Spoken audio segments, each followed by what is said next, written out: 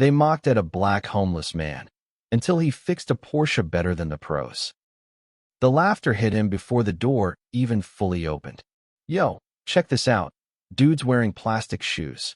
Daryl, a black man in his 50s with streaks of gray in his beard and years of sun stitched into the lines of his face, stood in the doorway of Cartwright Auto, holding nothing but a paper bag and his pride. Behind the counter, 3 mechanics leaned against a cluttered workbench. They were mid-joke, mid-coffee, mid-judgment. "I'm not here to waste time," Daryl said, voice gravelly but calm. "I heard you got a black Porsche 911 Turbo with a misfire. I can fix it." That silenced them for a second. Then the lead tech, Brent, smirked and stepped forward. His arms were oil-stained. His ego wasn't. "Oh, really? That car's been sitting for 2 weeks. Dealer couldn't figure it out. What makes you think you can?" Daryl didn't blink. "I don't want money. Just a meal. That's all." "Right," Brent snorted. "Next you'll tell me you're a ghost from Stuttgart come to save our asses." More laughter.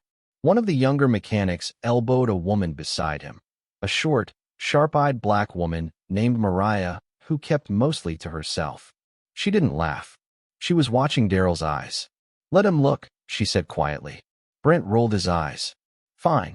You want to embarrass yourself? Go ahead. 5 minutes. Then you're out." They led him to the back where the Porsche sat under a tarp, like a sick animal no one had the guts to put down. Brent tossed him a diagnostic tablet. "Be my guest." Daryl didn't touch it. He popped the hood and just listened. Everyone stood still. He crouched beside the engine, eyes closed, as if he was praying with it. Then he stood, calm as ever. "Cylinder 4. Coil pack's not faulty, it's the connector. Hairline crack in the harness insulation. When it heats up, you lose voltage." Brent scoffed. "You get all that from your magic ears." "Start it," Daryl said simply. They did. 10 seconds in, the idle wobbled. 15 seconds, it surged, then sputtered. Brent's smirk slipped. Mariah, already moving, checked the connector. A faint arc snapped between her probe and the cracked insulation. He was right. Dead right. In 1 minute, the man they mocked had solved what their team and the dealership couldn't in weeks. But none of them asked who he was. Not yet. The garage was unnaturally quiet. Even the tools seemed to hush themselves. Brent stood with his mouth half open, staring at the tiny crack in the wiring harness like it had personally betrayed him. Mariah didn't gloat. She just kept her eyes on Daryl. "You were right," she said simply. Daryl nodded once, then stepped back from the car like it had burned him. "That's all I needed. Appreciate the time." He turned to go. "Hold up," Brent snapped. "Wait a damn second." Daryl stopped at the edge of the shop floor, the fluorescent lights casting harsh shadows across his shoulders. "You didn't answer the question," Brent said. "Where'd you learn that?" Daryl's eyes flicked over the young man. His voice came quiet but firm. "From losing everything." Brent frowned. "What's that supposed to mean?" Mariah stepped forward. "It means we're not asking the right questions." The older man gave a tired smile. "Don't worry about it. I'll go?" "No," she said quickly.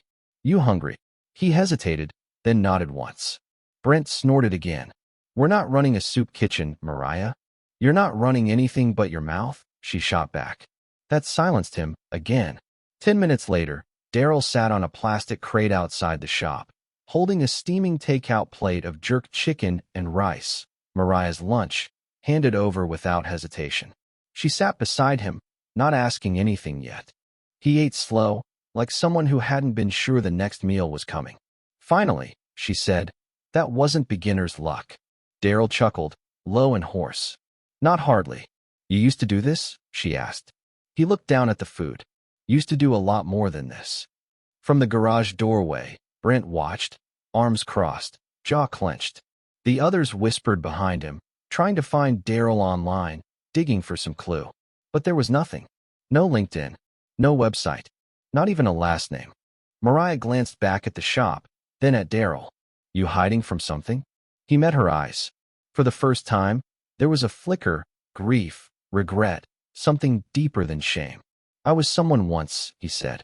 Then the road took more than it gave. And with that, he stood. "Thanks for the meal." Mariah stood too. "Don't go far." He gave her a sad smile. That's the thing about ghosts. We don't stay in one place.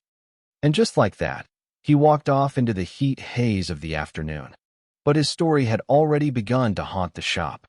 The next day, the Porsche started perfectly. Not a stutter, not a single error code. Brent didn't say a word, just stared at the live data feed in silence. Meanwhile, Mariah noticed something odd. The old wrench Daryl had borrowed, one of theirs, marked with a red stripe, was missing. In its place, she found a different one on the bench. Older, worn, heavy. The initials D.J.H. etched carefully into the steel handle. She ran her fingers over them. "Whose is this?" she asked aloud. Brent looked up. "Not ours." Mariah narrowed her eyes. "He left it." Brent shrugged. So he wanted us to find it. She took it with her that night, something about its weight pulling at her curiosity. She couldn't stop replaying the moment Daryl diagnosed the Porsche. How quickly, how precisely. It wasn't just experience. It was instinct. Something honed at a level far beyond your average grease monkey. She sat on her couch with her laptop and typed into Google, D.J.H. F1 driver. Nothing came up. She tried Daryl F1 mechanic. Still nothing. Then, on a hunch, she changed tactics. She searched images of old pit crews from 90s Formula One teams. And there he was, in the background of a black and white photo from the 1996 Monaco Grand Prix, standing behind a winning car, one hand on the rear wing, smiling like a man who had just conquered the world. Daryl J. Hightower. Her heart skipped. She clicked through motorsport archives, race history forums, even obscure Reddit threads. Daryl Hightower wasn't just any pit crew member. He'd been a rising star, one of the first black engineers to break into the elite European circuits. A mechanical savant, known for whispering to engines. Teams said he could hear a misfire from 20 feet away. Then, in 2001, his name vanished from the scene. No news. No press releases. Nothing. Gone. Like he'd been erased. Mariah leaned back, staring at the screen. "What happened to you?" she whispered. Mariah couldn't let it go. The next morning, she returned to work early, before the others, before the noise, and printed out the photo she'd found. Daryl, maybe 28, standing beside a gleaming McLaren, smiling, alive. She tacked it to the corkboard in her locker. Just below it, a smaller photo had slipped loose, a Polaroid of her and her dad, age 7, grease on both their faces. Her father used to race dirt tracks in Georgia, said speed was just breath with wheels. He taught her to listen for problems, not just look. That's what made her believe Daryl the moment he spoke. She glanced back at the photo. In the corner, behind Daryl, was a woman, black, elegant, laughing, holding a small child in her arms. Mariah stared at the woman's eyes. Same eyes as Daryl. That night, she found an old article buried in an archived motorsport magazine. It was titled From the Streets to the Pit Wall, the story of Daryl Hightower. He was called the Mechanic's Mozart. Born in Baltimore, raised by a single mom, got a scholarship to MIT at 16. Built his own engine from junkyard parts at 17. Recruited by Ferrari at 24. Helped lead a European team to 2 constructors' titles. Then the article stopped cold. No updates after 2001. But Mariah found a tiny footnote at the bottom. Hightower was not available for comment following the loss of his wife and daughter in a traffic collision just weeks before the 2001 Canadian Grand Prix. Mariah closed her laptop. Her breath caught. Everything made sense now. The silence, the way he looked at the Porsche like it was a memory, not a machine. He hadn't vanished. He had grieved. And no one had looked for him after that. Except maybe now, someone was. By noon, everyone at Cartwright Auto knew something was off with Mariah. She was quiet, but not her usual focused quiet. This was different. Focus turned inward, thoughts sharp and slicing. She worked faster than usual, eyes flicking between the cars and the front entrance, as if expecting someone. Brent finally confronted her in the break room. "You okay?" he asked, leaning against the counter, stirring sugar into his coffee like it was a threat. "I'm fine." "You're not," he said. "You've been weird ever since that homeless guy came in here pretending to be." "He wasn't pretending," she snapped. Brent raised an eyebrow. Excuse me. His name is Daryl J. Hightower, she said, standing. He was one of the best F1 engineers in the world, and all of us treated him like trash. Brent laughed once, a dry, cynical bark. You mean to tell me that guy, grimy coat, busted shoes, asking for food, is some world-class race genius? Yes, she said, with a calm that made the room colder. And we were too arrogant and too damn racist to see it. Brent's face hardened. Hey, don't play the race card. I don't have to, she said, grabbing her lunch. Y'all already dealt the hand. She left him standing there, the silence behind her louder than any shouting match. Later, when Brent thought no one was looking, he searched Daryl's name on his phone. He saw the same images, the same archives. The man they mocked had been invited to the Monaco paddock. Brent closed the tab quickly, but guilt has a way of hanging around, especially when the lie you told yourself, that you'd know greatness if you saw it, turns out to be the joke. 2 days later, Mariah returned to the garage early again, this time with purpose. She had pulled Daryl's wrench from her locker, the initials still catching light in a way that felt deliberate, like it wanted to be noticed. So she laid it beside the Porsche. Then she opened the car up again, staring at the engine like it might speak. And in a way it did. Everything Daryl had said checked out, but it wasn't just what he fixed. It was how he saw. He hadn't relied on scanners or guesses. He had listened, watched, and felt. Mariah pulled out a pad and pen, just like he had, and began rechecking the entire engine path, sensor by sensor. And as she worked, she found more. Tiny inefficiencies, nearly imperceptible flaws that even diagnostics had missed. Idle calibration, fuel trim offsets, thermal variance in the throttle body. It was like Daryl had seen under the skin. Damn, she muttered. You didn't just fix it. You tuned it. When Brent walked in an hour later, bleary-eyed and still nursing a bruised ego, he saw her elbow deep in the Porsche, the hood reflecting morning sun like a mirror. You're still on that? He muttered. I'm not still on anything, she replied. I'm learning. He scoffed. From a guy who wandered in off the street? She turned slowly. No. From the man who built race cars that touched 200 miles per hour before your dad even let you hold a wrench. That shut him up. But it wasn't about proving anything to Brent anymore. Mariah knew what she had to do. She needed to find Daryl again, not just to say sorry, but to understand everything he carried. Because ghosts like him didn't just haunt garages. They carried the blueprints of pain, genius, and exile. And sometimes, if you listen closely enough, they left those blueprints behind. Mariah spent her weekend doing something the others at Cartwright never would have thought to do. She asked around. At soup kitchens, corner stores, bus stops. Described him carefully, gray beard, quiet eyes, mind like a motor. Some shook their heads, but others knew. Daryl? A man at the downtown shelter said, chewing a muffin like it held memories. Yeah, he don't stay long. Shows up when it's cold. Fixes the busted microwave last winter. Didn't ask for nothing. He fixed a radio for my mom, a kid said near the corner bodega. Tuned it so she could hear her gospel stations again. They all called him something different, the quiet one, Mr. Fix-It, that soft-spoken man with the hands. But none of them mocked him, not like the shop did. Mariah returned to the garage Monday morning and pinned a map to the breakroom corkboard. Red dots on places she heard he'd been. People asked, "What are you doing?" She said, "Looking for the man we all ignored." Brent, frustrated, stood in front of the map later and said, "This is ridiculous. You're chasing a ghost." Mariah looked up from her coffee, calm as ever. Don't call him a ghost. Ghosts don't fix things. Ghosts don't leave wrenches behind. Ghosts don't walk away because they were too kind to scream in our faces. He didn't reply. He just left the break room. That night, as Mariah locked up alone, she glanced one more time at the Porsche. Its engine, still and perfect, felt less like a machine and more like a secret. And she whispered under her breath, "Come back, Daryl. Let us get it right this time." He came back on a Tuesday. No warning. No announcement. Mariah was under a lifted Subaru when she saw his shoes. The same cracked pair, step into the bay. She slid out, heart hammering. Daryl stood there, same quiet eyes, same calm.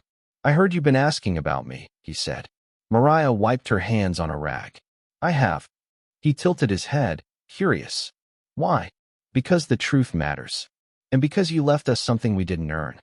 He nodded, like he'd been waiting for someone to say that.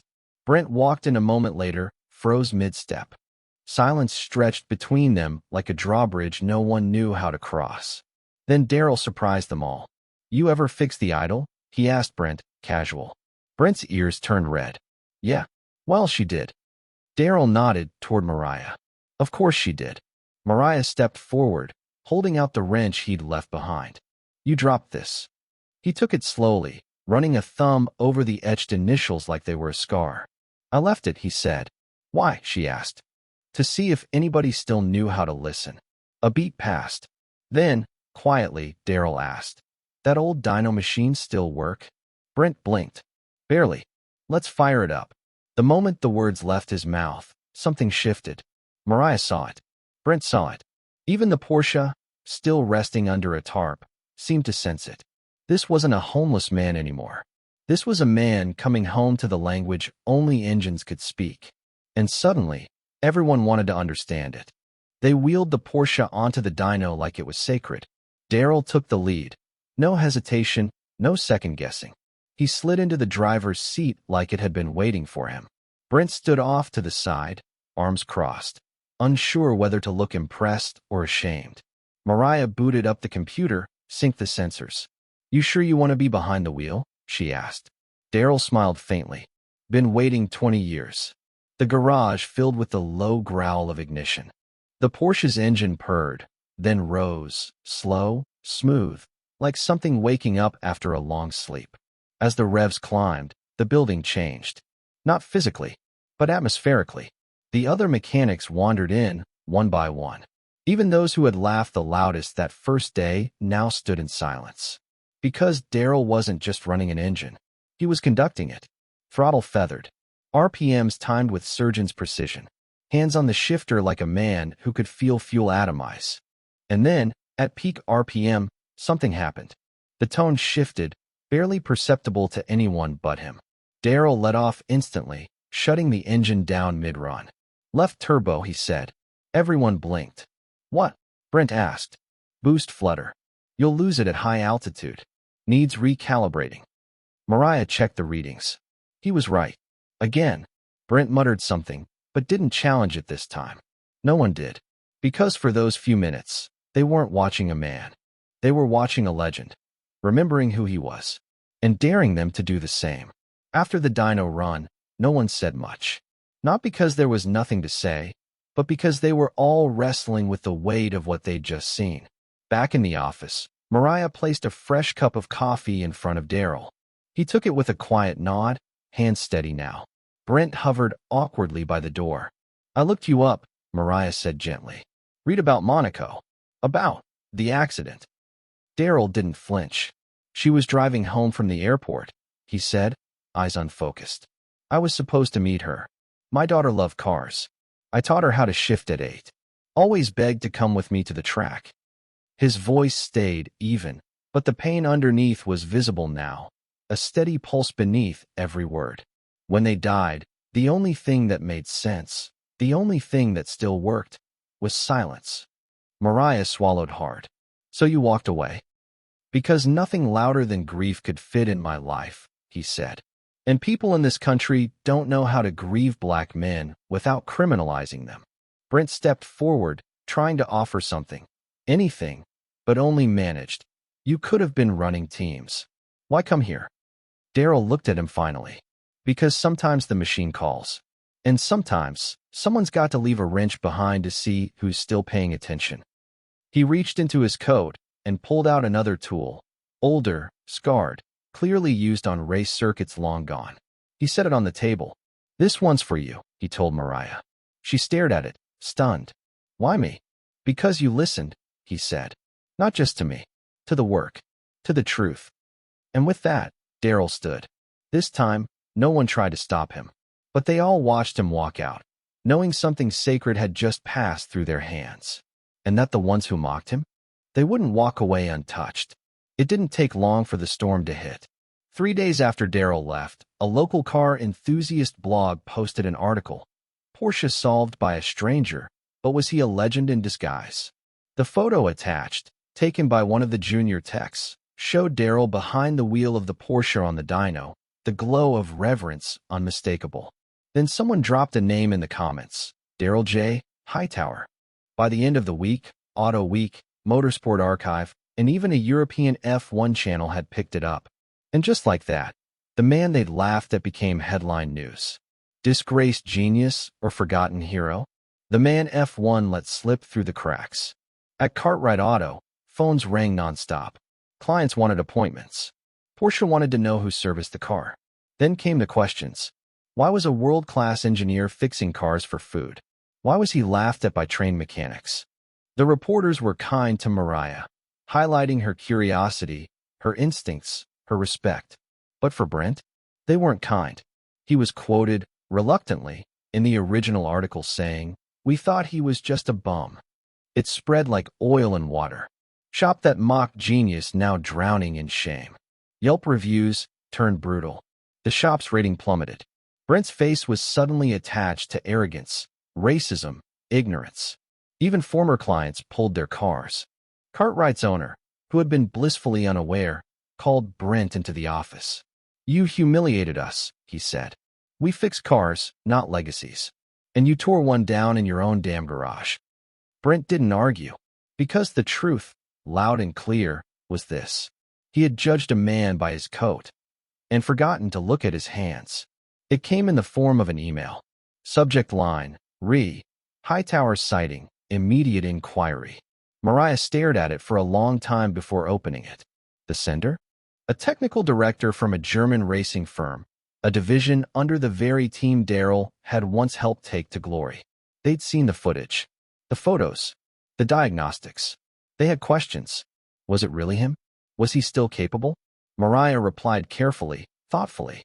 She didn't know where Daryl was now, only that he'd reappeared like thunder on a clear day and left them all different in his wake. 2 days later, they wrote back, this time with reverence.